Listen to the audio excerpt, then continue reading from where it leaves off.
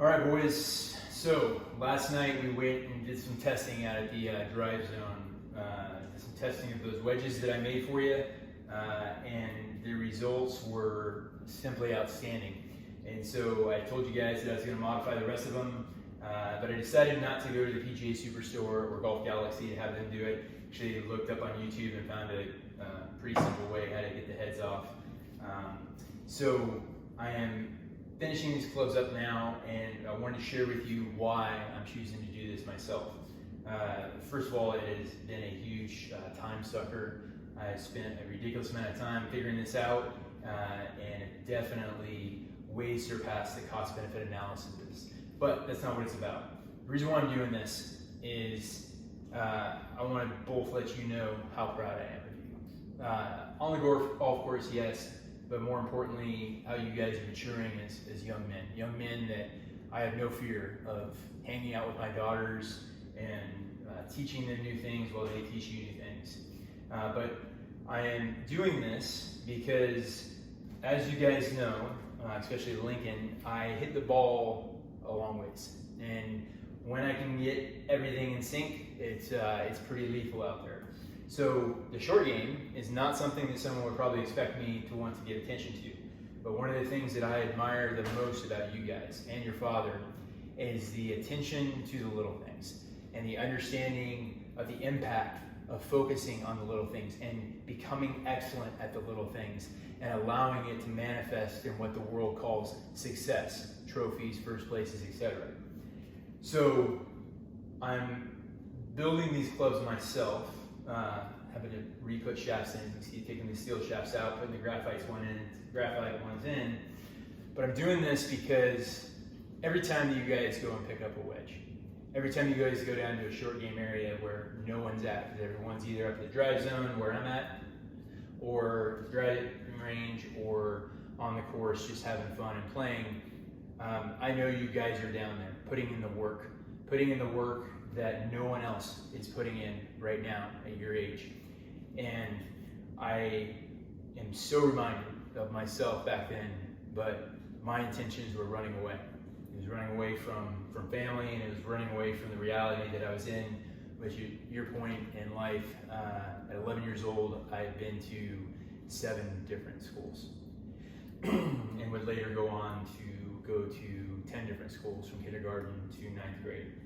So as I see you guys doing this, doing it with an intention of service, doing it with an intention of making a difference in the world, it blows my mind, and I am so proud of you, and that is the main reason I'm proud of you. But I'm doing this with the wedges because every time that you guys go down to the short game area, every time you guys are 80 yards or in, and you grab one of these wedges out of your bag, I hope that you feel some sort of connection with the Ranger spirit, and specifically the spirit of those 14 Rangers under my command that didn't make it back, that allowed me to make it back and help me successfully put a huge dent in the Islamic State of Iraq and Al-Qaeda while I had the honor of commanding Charlie Troop. This is from them, because had they not done what they had done in several situations, I would not have survived. In fact, I should not have survived. There were many times where, for the suicide bomber, I was 15 feet from it. Ben Saban ran right in front of me at the last second. My truck being blown off a bridge, helicopter going down, being shot, being blown up by 50 different IEDs, 3 parachute malfunctions. I should not be alive, but I am. Several of those instances where my men made decisions to sacrifice their life so me and other guys could survive. So these are from them. Because in the Army, normally officers don't do the small mundane tasks. We're responsible for the bigger picture stuff, and we have to be able to lead our units. But usually officers don't take the time to sit there and do little stuff like this for no seemingly importance. But for me, it's important to slow down and do this with the intention that hopefully when you pick these wedges up, you feel that spirit running through your body as you stick those things close and set the conditions for success. Not just hitting the pretty ball on the flight, but thinking about where on the green it is that you want that ball to land so you can have the highest opportunity at that birdie putt. So you can have the best chance for that eagle chip in. And when you do that, and it happens, I know that you'll do it with honor and grace and won't make a big deal out of it. And you can simply look at these clubs, be like, these came from a lineage of Rangers. And while I would never encourage or force you guys or try to convince you to ever go in the military, I believe that you guys have an opportunity to serve in the capacity of what you're doing now as golfers and great men and serving others way beyond what I ever did as a Ranger.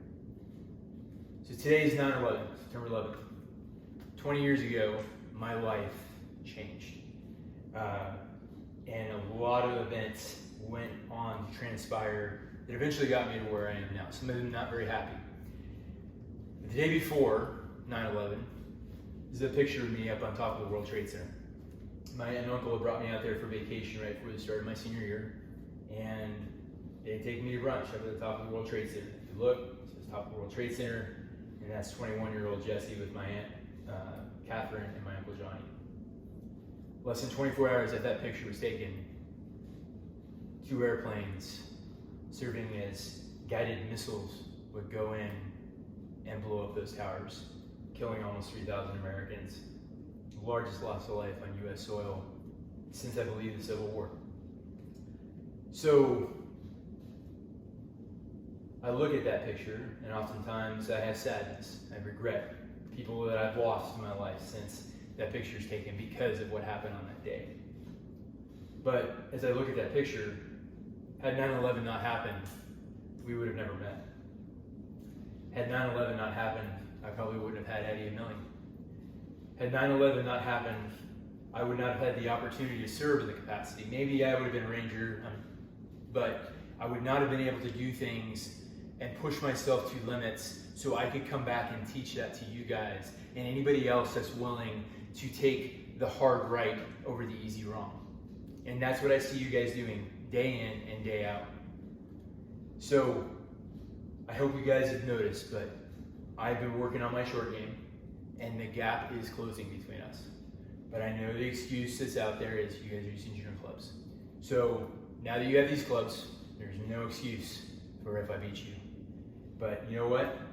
I'm looking forward to it because I know that if I one-up you, you guys are going to come up and one-up me back and push me to go to another level. And when I get there 20, 30 days down the road, well, it only takes you guys one day, that will push you guys to get better, to stage me off, or come back and take victory from me. So, today's 9/11, boys. I hope if you see a veteran out there that you know, thank them for their service. Let them know that you remember. That you remember that today is 9/11. You know all the flags are out there in the neighborhood. We talked about this yesterday. We drove around. They're out there to celebrate, or recognize rather, 9/11. So, your wedges, your new sniper weapons, will be ready for you shortly.